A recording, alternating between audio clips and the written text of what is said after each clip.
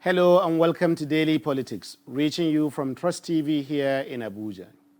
On this program, we discuss issues around politics, policy, and governance. I am Suleiman. Constitutional amendment has become almost like a routine ritual for the National Assembly. But constitutional amendment is also a response to the yearnings and aspirations of Nigerians towards a more people-oriented fundamental laws of the land, so that this will be in line with contemporary realities facing the country. The latest of these attempts to amend the Constitution is currently underway through a joint committee of the National Assembly headed by Deputy Senate President Senator Ovi Omo Agege. The committee held a series of zonal public hearings on a wide range of issues, from joint accounts between local governments and states to special legislative seats for women in both the national and state houses of assembly. But these are only a few. Altogether, there are 68 amendment bills, which the Senate passed 49 of them and rejected the rest. The House of Reps passed 52 of them. But in total, these two chambers of the National Assembly differ on at least 3 issues. They differ on the idea of creating the office of the mayor of Abuja, that is, the mayor of the FCT. They also differ on the appointment of a minister from the FCT. And they differ, finally, on virtual court proceedings. So tonight, we ask, can anything change from these usual jamborees? Are these bills the radical reforms Nigerians should expect or Nigerians actually need? How will this process play out in the end? That is, will this actually lead to changes in our Constitution? And what, above all, is the cost of routine attempts to amend the Constitution? With me in the studio to discuss all of these issues are Dr. Daniel Hassan Bola, a legal practitioner and member, Honorable Society of Lincoln's Inn, London. He also serves as a member of the Presidential Legacy Committee of this very President Muhammadu Buhari administration.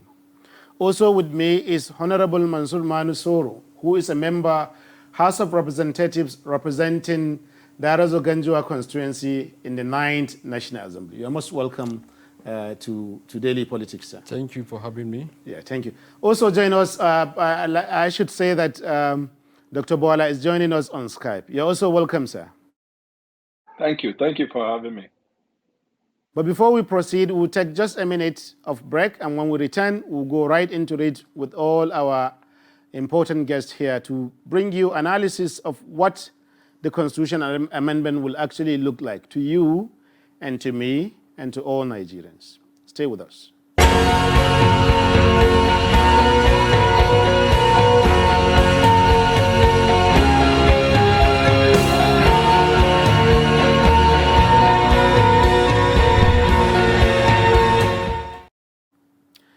Welcome back. This is Daily Politics, and we're discussing the issues around constitutional amendment as they prop up, not just yesterday, but as they've been going on and on and on throughout our democratic dispensation since 1999. So maybe I should start with you, Honorable. We have been doing this. Virtually every National Assembly since 1999 has had an agenda on amending the Constitution. Let us even put aside the huge costs that entail, and we'll come to that. But first of all, these changes that we have had, these bills, 68 bills, either individually or collectively, do they reflect the actual yearnings of Nigerians for a more Nigerian constitution? Thank you very much for having me in this very laudable program. Let me start by giving you a background. To start with, Nigeria has had 5 different constitutions in the first. That is the colonial constitution that comes with the independence in 1960, and then the 1963 constitution of the post-republic, followed by the 1979 constitution, as well as the 1993 constitution. After that, we have the 1999 Constitution, which has continued to be in effect. Constitution all over the world is the supreme laws of any given nation. I want to state here that in Nigeria, we have had so many assemblies, from the 5th Assembly to 6th Assembly to 7th Assembly to 8th Assembly, and now we have the 9th Assembly. Of which you are a member. All these assemblies made an attempt in altering the Constitution to reflect the yearnings of Nigerians.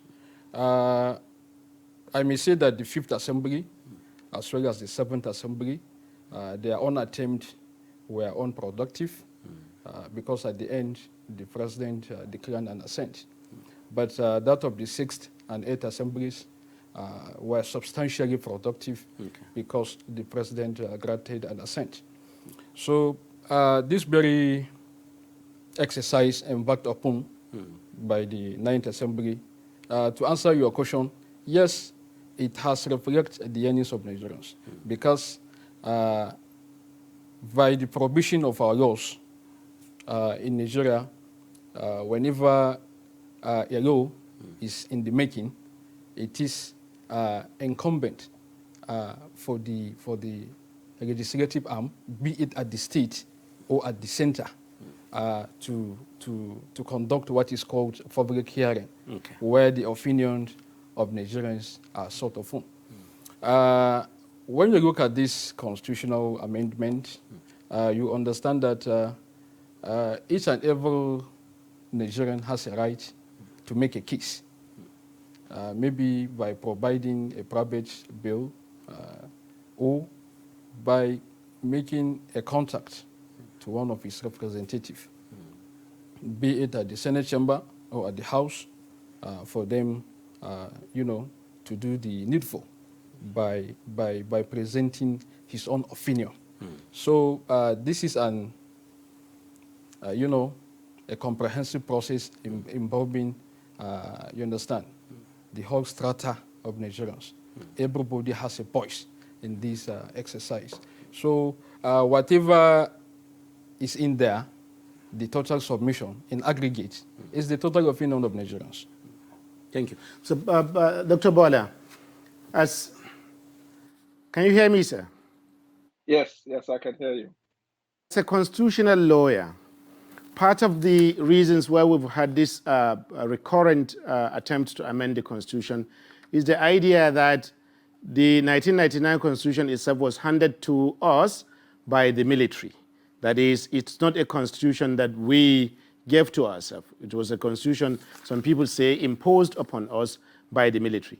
Now, these constitutional attempts over this many, almost 2 decades now, since 1999, and particularly this current one, these changes that have been proposed, to what extent can we say that they make the constitution more Nigerian than the original 1999 one? Well, thank you for having me. Let me quickly correct the erroneous narrative that has been built over the years, especially by some of the civil society organizations, that the Constitution was imposed on us by the military and that the Constitution is a lie.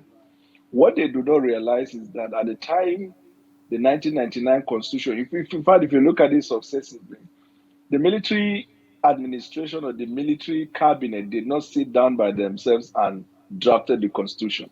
They drafted eminent professors of law, human rights lawyers from across Nigeria, representing the various interests and geopolitical zones in Nigeria, and had them sit and brood over that. What they did during the military is the same thing with what we have now, where you have elected members in the parliament representing their various district and constituency, making law for good, for peace, order, and good government of the federation. In other words, you're saying that the 1999 Constitution, regardless of its military origin, is Nigerian enough, people-oriented enough. Is that what you're saying? Yes, it's people-oriented. It's Nigerian enough because, for example, Professor Nwabueze, I think he's still alive.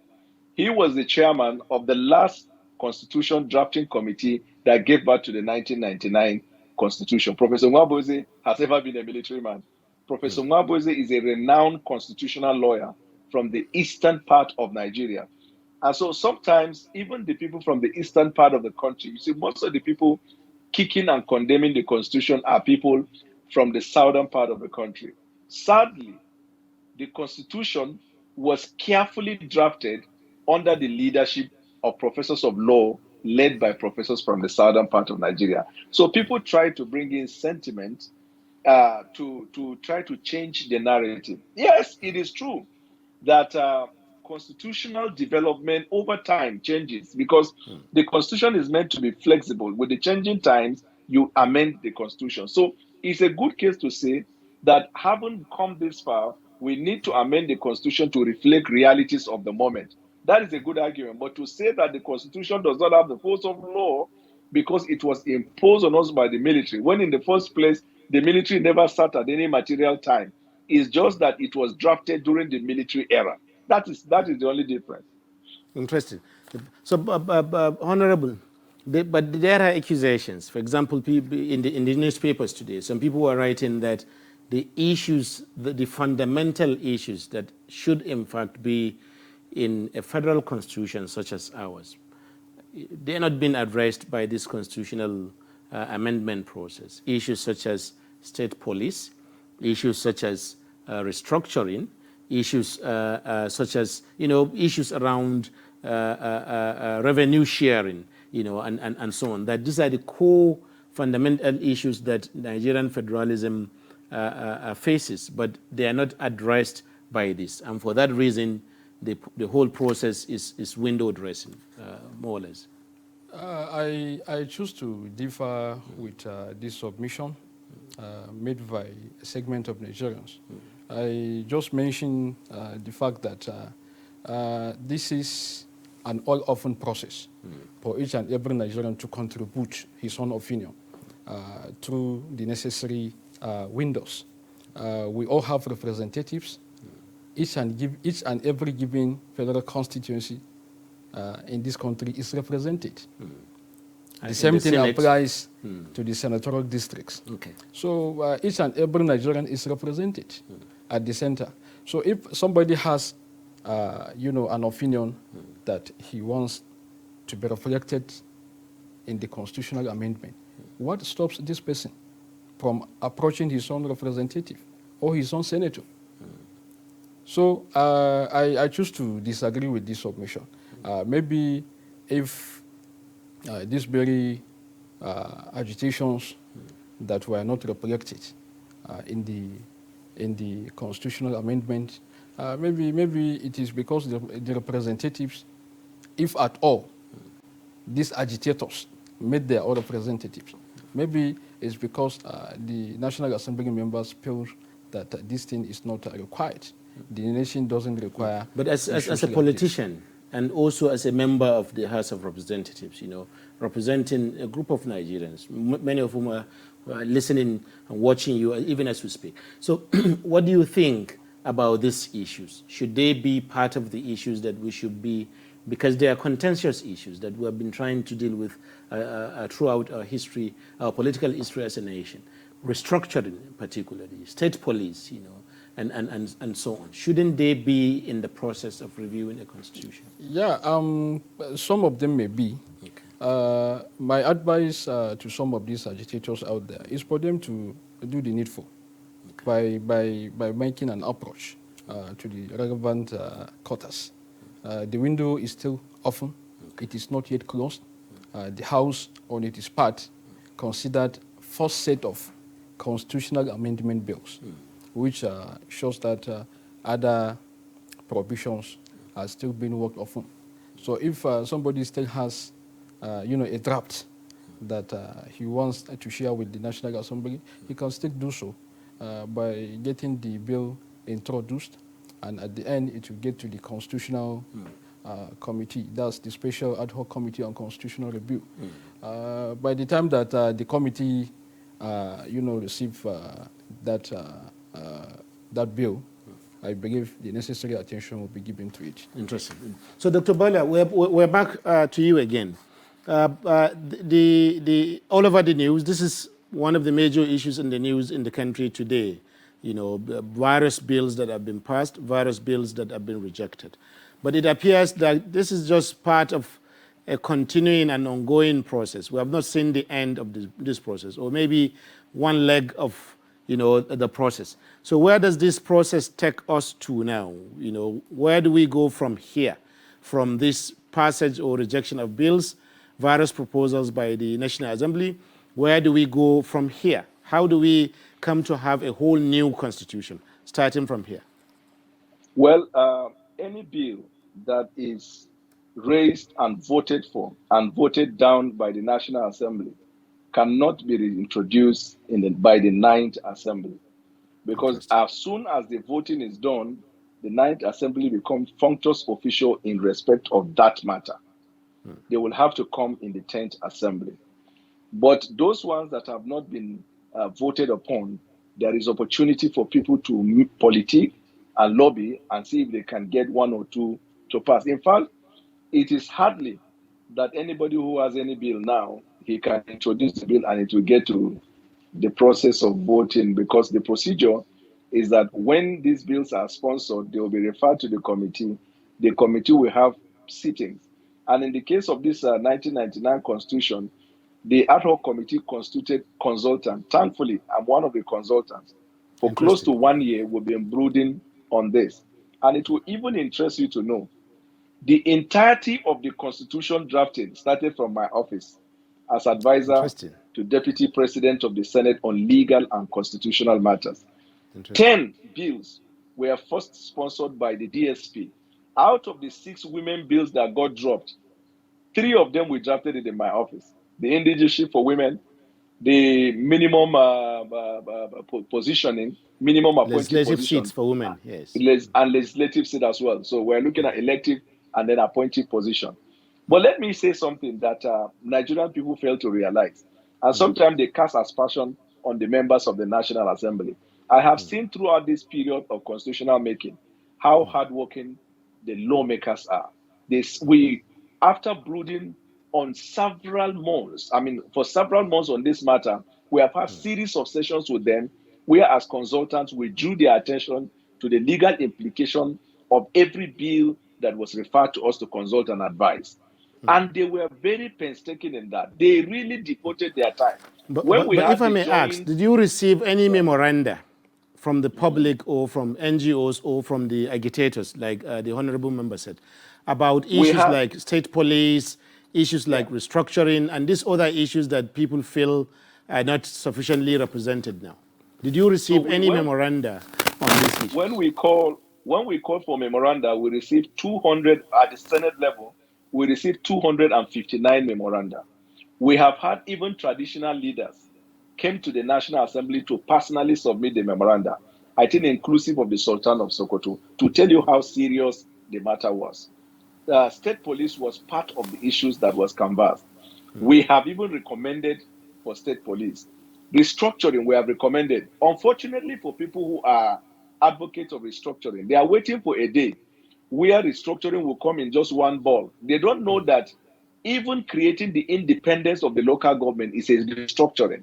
Restructuring means to devolve power to the local, and creating the local government as a democratically elected office with independence to function is part of restructuring. But those who are pushing for restructuring have a different thing in their mind when they say restructuring. So by the time restructuring comes, they are still not satisfied. Yes, thank you. One of the different things that they have, and I will ask the Honorable Member that same question, is for us to go back to the 1963 Constitution, in which we had 4 regions in the country: the Southwest, the Midwest, the Southeast, and Northern Nigeria. And then some people are saying that, okay, we can modify this so that we can have 6 geopolitical zones to become the states, you know, the subnational levels of government, after the federal government.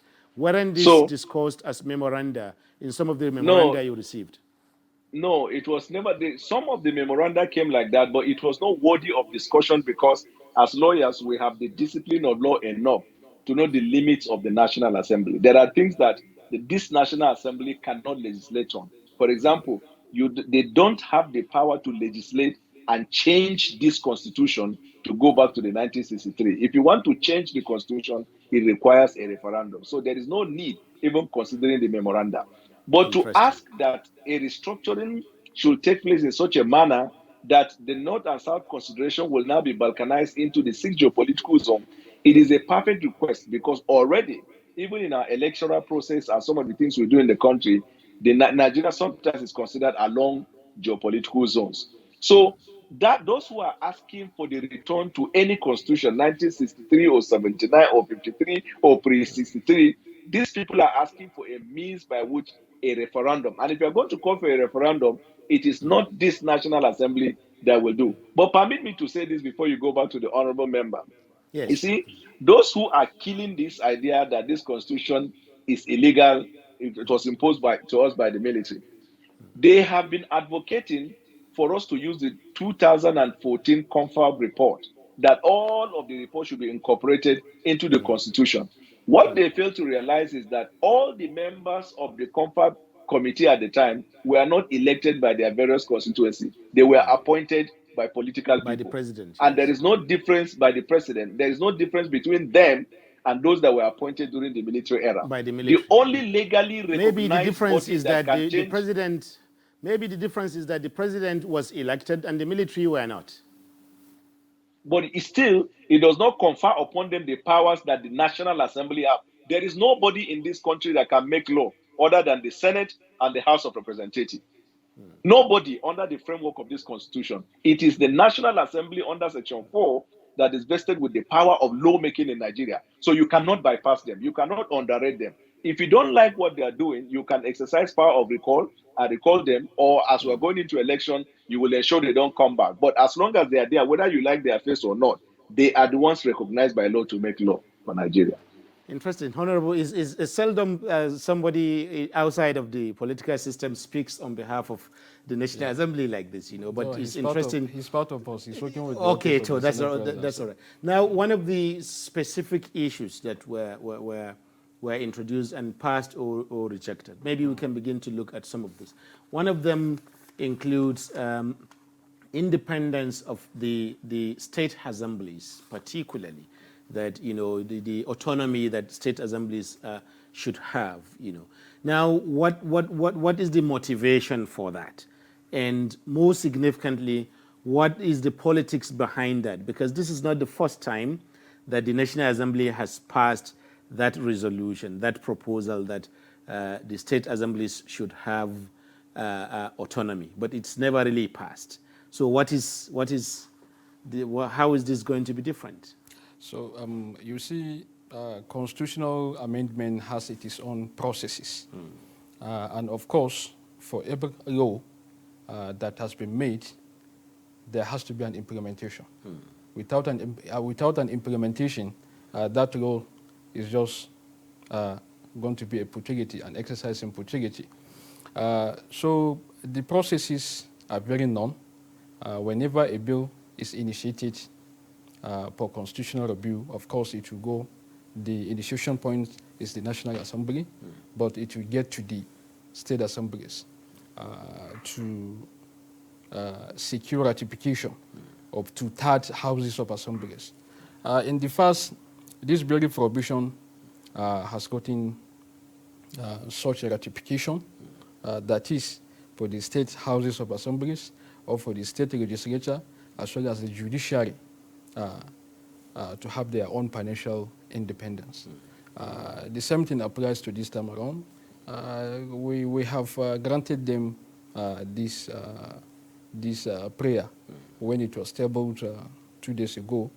The unanimous decision at the House, both the House and the Senate, was that this prohibition should be allowed. So it will still go back to the state assemblies for them to ratify. I believe, like the president has done before, he will assent into this very prohibition. So, but everything boils down to the implementation. It now behoves on the people responsible particularly the president, as well as the governors and other federal entities, to ensure the implementation of this most wonderful provision. Without implementation, it will amount to an exercise in futility. Absolutely. Thank you. Barrister, I'm back to you. Can you hear me? Yes, I can. Thank you.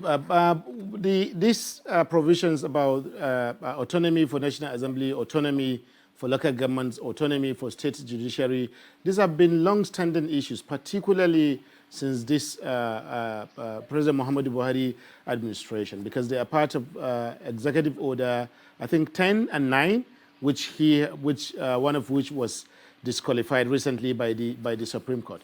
Now, the governors have always had an interest in particularly on the joint local government accounts between states and local government, but also an interest in the autonomy of the state judiciaries. You know, the federal judiciary is quite autonomous, you know, but that of the states is usually dictated to by the state.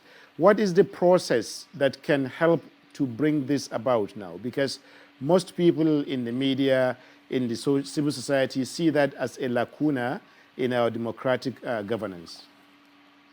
You see, the mistake that was done in Executive Order 10, I advised at that time, was that in the first place, there was no need for executive order. The president would have simply just gone ahead to implement that because it has already been provided for in Section 121 sub 3 of the Constitution of Nigeria that the State House of Assembly and the State Judiciary should have their own separate, should have their own autonomy financially. So all that the president needed to do at the time was to just mandate the Accountant General of the Federation to deduct from source and send it to these the local the bodies or the organs of government at the state, the judiciary, because the Constitution says to the head of these bodies. So in the case of House of Assembly, is to the head of the House of Assembly, in this case the Speaker. In the case of the judiciary, it is the Chief Judge of that state. But when they went ahead and now issue Executive Order 10, the Supreme Court interpreted that that executive order amounted to a lawmaking powers, which is within the purview of the National Assembly and not within the purview of the president. In other words, they call it an executive legislation. And this is one of the things that is prohibited by the doctrine of separation of power. So if the president had abandoned, don't even think about Executive Order 10, just issue instruction to the Accountant General of the Federation. Once you see that the states are not complying with Section 121 sub 3, so when the month ends, you deduct from source and send it to the head of this body. There is no way the Supreme Court would have interpreted otherwise, because he has also the power under the Constitution to enforce the provision of the Constitution. Interesting, but that raises another question, isn't it? Because if it's already in the Constitution, in the extant Constitution as we have now, as you mentioned, I can't remember the Section 1, 2, something that you mentioned already. In the Constitution. If it's already there, then why do we need to amend it? Why do we need another bill to amend it? You cannot amend a law that already exists. So what they did by this alteration is to clarify that part, so that the ambiguity that the previous law created will now be cured. It is like when you said that from source, the revenue for state judiciary and state lawmakers should be accrued to them under a special account. And without some enforcement provisions, then it creates that ambiguity. So this alteration tries to cure the ambiguity so that in the implementation of Section 121 sub 3, it will become clear and unambiguous. Thank you very much. So maybe we have many provisions that are quite topical in the country. For example, which Nigerians are interested in. For example, the idea that the National Assembly can actually summon the president, or the State House of Assembly can summon the governor to come as a provision. Maybe when we come back from a short break now, maybe we will just jump into that. Thank you very much, our viewers, for staying with us. We are discussing issues around the constitutional amendment process, and in particular, the close-by-close analysis of the provision or the proposed bills so far. We're talking with Dr. Bola, who is a constitutional lawyer, and Honorable Mansur Manu Soro, who is a member House of Representatives. Stay with us, and we'll be right back with you.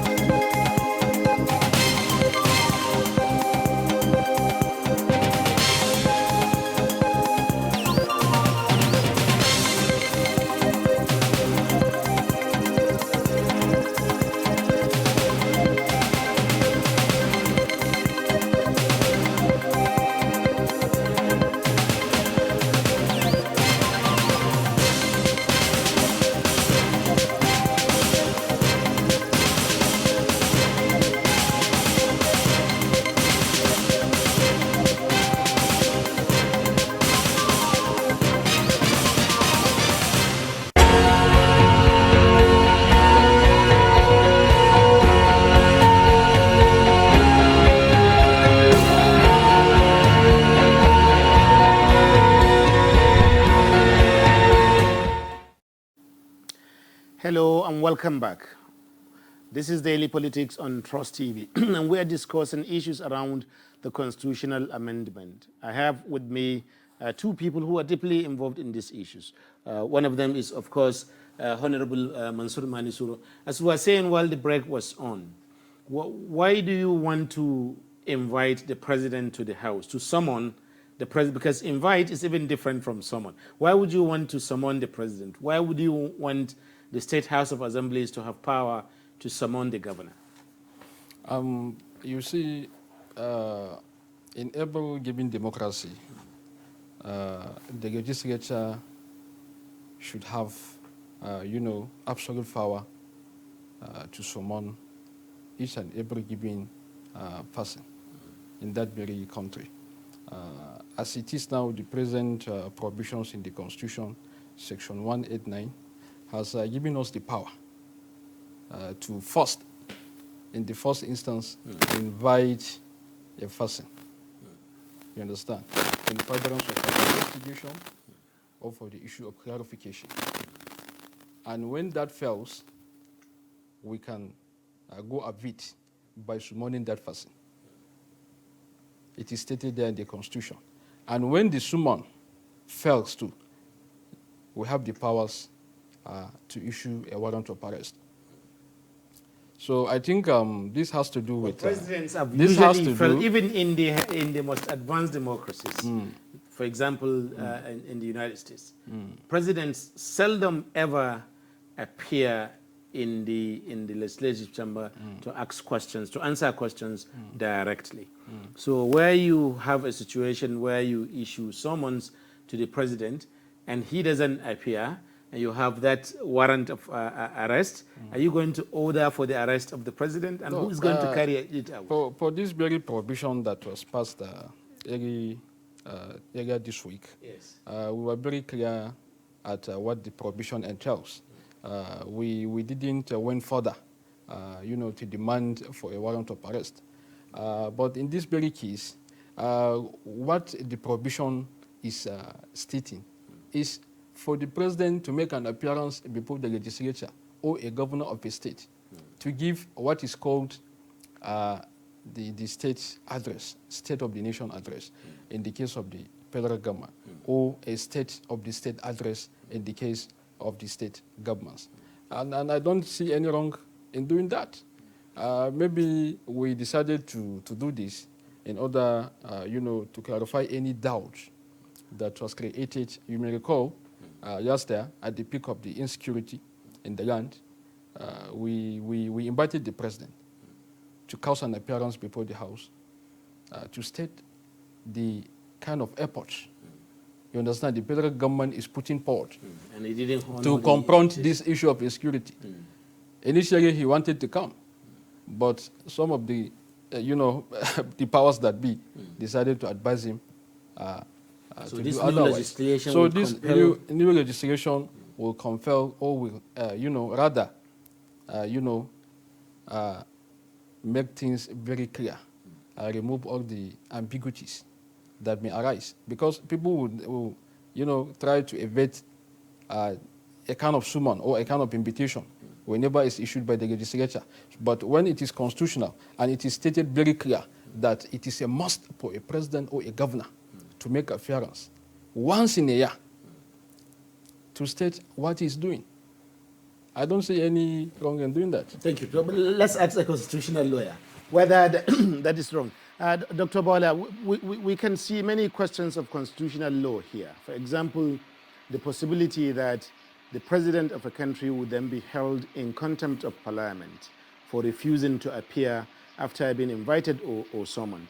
We also see possibilities that maybe the president will have someone represent them rather than they themselves going there, because the president has quite a lot of latitude in a democratic system. How do we see this playing out, even if politically it is passed by the president himself? So that part of the provision that was enacted is what, with the greatest respect, we hold as unconstitutional, ultra vires, and null and void. During our deliberation, I raised that point. I made the case several times that there is no way that law can be held as a good law in Nigeria, because to pass that as a law and to have the force of law in it is to destroy the very nature and character of democracy and separation of power. You see, the word summon in all the constitutions of the world connotes the power, just like the way police or EFCC can order for you to come. If you fail to come, they will declare you wanted, or they will order for your arrest. Or the court of law will summon you to appear. If you fail, you are in contempt of the court, they will order for your arrest. That is the word, that is the way the word summon is construed under parliamentary interpretation. And so that type of summon only applies to ministers and agents of the government of the federation. In other words, whatever you want to know about the president, you summon his ministers. Because let me tell you this, permit me. Under Section 5, the Constitution says the executive powers of the federation shall be vested in the president, and he will perform this duty either by himself or through the ministers or through the vice president or other government of the federation. So with respect to security, I'm one of those people that advise the president not to even honor that invitation the other time. The reason is because when it comes to security, if you want to, as a parliament, someone to know the state of affairs of security in the country, you summon all the security chiefs. And conventionally, we've been doing that. They are all agents of the president. In fairness, they Doctor, give national security. In fairness, Doctor, the members of the various chambers of the both chambers of the National Assembly, they have made attempt to summon many officers of the executive, particularly the service chiefs that you mentioned earlier. You know, it was it was quite a huge battle even to get the customs, the head of the customs service, you know, the customs, the controller general of the customs, Hamid Ali, right, to even appear before committees of the House, you know. And then many ministers, we have seen situations where ambassadors and virtually everyone is just disrespecting invitations from the National Assembly, something you do not see in other democracies around here. Yes, the reason is because the National Assembly failed to exercise their powers under that power of summon. When they summoned Hamid Ali and he failed to appear, as long as the language and the wordings and the construction and the purpose for which they summoned him was proper, and he failed to appear, two options were available to them at the time. One is to order for his arrest, and they passed a resolution there and order Inspector General of Police to arrest him. If he is Inspector General of Police, they will pass a resolution ordering that the same police should arrest him. And you know, during Tafa Balegun, as IG of police, he was arrested by the police. Now, if that is one option to order for his arrest, if this first one fails, you will pass a motion in the National Assembly for the impeachment of Mr. President for gross misconduct. What does that mean? It means you have ordered an agent of the government of the federation and the president failed to ensure that the president appears in the parliament. Once you raise the motion for the impeachment of the president, he will ask these guys to appear. Otherwise, he can be impeached for gross misconduct under the provisions of the Constitution. So you cannot, for the failure of an agent of the government of federation, enact a law that can never be sustained. The president cannot, while the parliament are sitting, order for the arrest of anybody. It's called parliamentary immunity. It's under the doctrine of separation of power, so they can function according to the powers that they have in the constitution. The same thing when it's the CJ is sitting or an order for the judgment to be delivered, the president cannot attack the judgment that is delivered. So when it comes to the power to someone, they would have said they are passing a constitutional provision like the other one that says they're inviting him to come and speak on the state of affairs, what the Americans call the State of the Union. That one is invitation. He will come, and he will come to address the parliament on the state of the union in Nigeria. But power to summon the president, one, even in its very word, in its very interpretation, that word summon of the head of an executive branch of government is unconstitutional, unlawful, void, and will not have the force of law. And then secondly, if you order somebody to be summoned and the person does not show up, you are supposed to order for his arrest. The president, as somebody who enjoys immunity, is covered by section 308. Can you then order for the arrest of somebody that is covered by immunity? That provision was not thought through. The person who sponsored the bill, I tried to make the case in the national, in our meetings, that this law can never stand anywhere. It doesn't stand in America. You can't see it in England, in Canada. There is not a single democracy where in their constitution they have the power to summon the head of the executive. Interesting. Thank you. But you mentioned immunity now. So I return to Honorable Member. The immunity that he was talking about belongs mainly in our constitution so far to people who head the executive heads only. You know, you have only governors and presidents and no more. But one of the provisions sought to extend this immunity to heads of judiciary and legislative branches, like Senate presidents, even the members of the but happily this was rejected. How was this debated and why was it rejected in the House? So House is a composition of so many members, which I'm just one of them. For me, I don't know the opinion of other members, and I don't know the reason why they decided to reject this very provision. There were two provisions relating to the legislature and the judiciary that were rejected, that of the immunity and that of the pension. Yes, that of the pension as well. So it was rejected by a substantial number of the House. How did you vote? I don't know the reason why as an individual, why some members chooses to, okay, reject a provision that seeks to extend immunity to their presiding officers. For me, I'm neither in sport nor against, but... So you abstained during the vote for it? Yes, I abstained. I think maybe they think rather the presiding officers as well as the heads of the judiciary can perform better without immunity. Maybe, in their own opinion.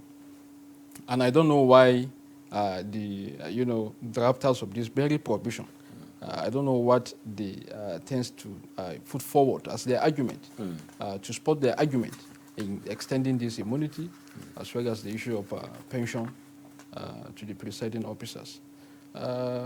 Irrespective, these very provisions failed, and they have failed for that matter. They can never be reintroduced again. Maybe if at all they will be reintroduced, that has to be done at the 10th at another time later. But do you think it's a good thing that they were rejected? For me, I told you I abstained from voting in that very provisions. Okay. But I actually don't know why members decided to reject this provision. Maybe because people feel that the presiding officers want immunity and even life pensions for themselves after severance pay. Already Nigerians already feel that members of state and federal legislatures are already being overpaid for the quality of work they do. I'm just quoting what Nigerians say. And then now you want life pensions and then immunity from scrutiny.